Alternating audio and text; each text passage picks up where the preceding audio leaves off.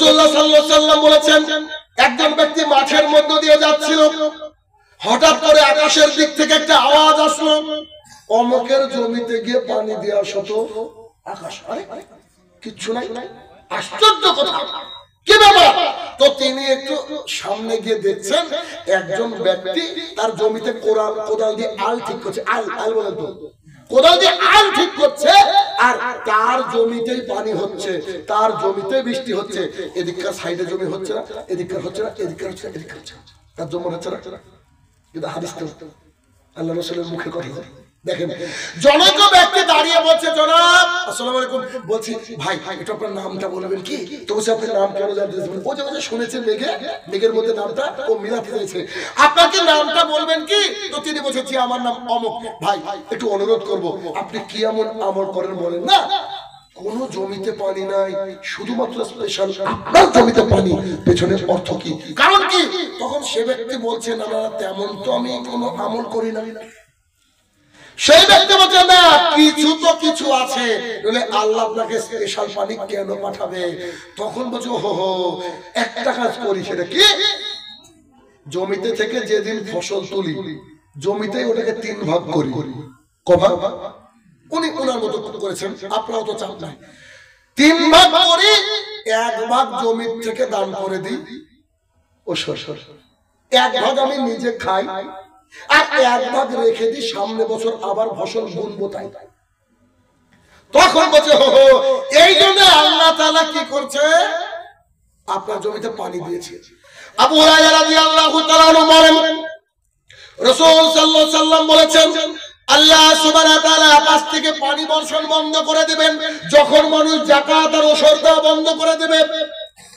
গোটা পৃথিবীতে মানুষদের গাছ লাগিয়ে ভরে ফেলে, পৃথিবীর সবচেয়ে উন্নত টেকনোলজিকে কাজে লাগাই। আমি শাহিনুর রহমান দায়িত্ব নিয়ে বলছি, পৃথিবীতে বৃষ্টি হবে না, হবে না, হবে না, যতদিন না মুসলমানরা আবার ঠিকঠাক যাকাত ওসর দিবে। বৃষ্টির মালিক কে? আল্লাহ সুবহানাহু ওয়া তাআলা। কোন টেকনোলজি কাজে লাগবে না। এই কিছুদিন আগের কথা মনে আছে কি? দুবাই টেকনোলজি দিয়ে মেঘ এনেছে, বৃষ্টি হয় না তো, টেকনোলজি দিয়ে মেঘ দিয়েছে আল্লাহ, এমন একটা বন্যা দিয়ে দিয়েছিল। তো টেকনোলজি ইউজ কর।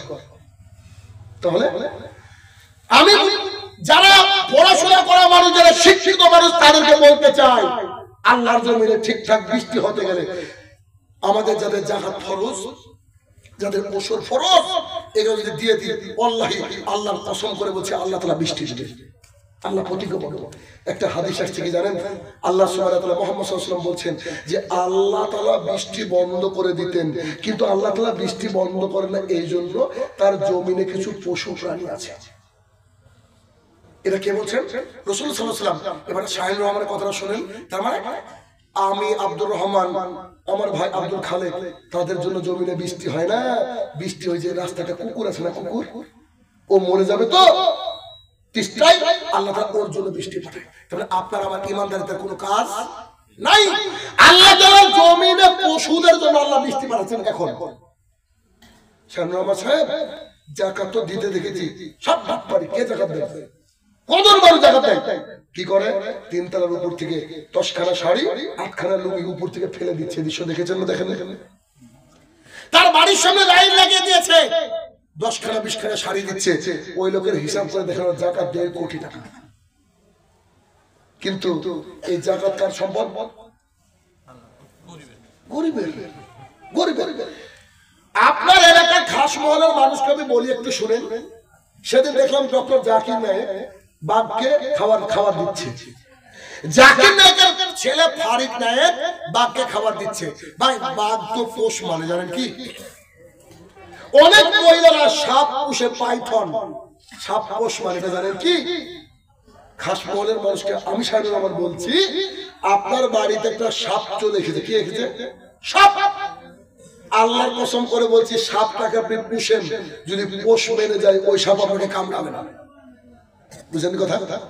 যদি পোষ মেনে যায় ওই সাপ আপনাকে কামড়াবে না। তবে যাকাত যদি গোপনে রাখেন, আপনাকে কিয়ামতের মাঠে কামড়াবে 1,00,000% গ্যারান্টি। দলিল আবু হুরায়রা রাদিয়াল্লাহু তাআলা বলেন, রাসূল সাল্লাল্লাহু আলাইহি ওয়াসাল্লাম বলেছেন, যারা যাকাতের অর্থ প্রদান করে না জন্য কিয়ামতের মাঠে একটা সাপ তৈরি করা হবে, যে সাপের মাথায় চুল থাকবে না, টাক মাথাওয়ালা সাপ তৈরি করা হবে। যে ব্যক্তি যাকাত দেয়নি, সাপটা তার গলায় পেঁচিয়ে দেওয়া হবে, সাপটা তার কপালে আর পিঠে কামড় দিয়ে বলবে, মনে পড়ছে কি আমি তোমার যাকাতের মাল। বললাম না কামড়াবে? বুঝতে পারছি। জি আচ্ছা আচ্ছা, মানে মাইক্রোফোন একটু ভালো রাখতে হয়, একটু এদিক ওদিক তো যাবে, স্ট্যাচু হয়ে মুশকিল। যাও চেষ্টা করছি ইনশাল্লাহ।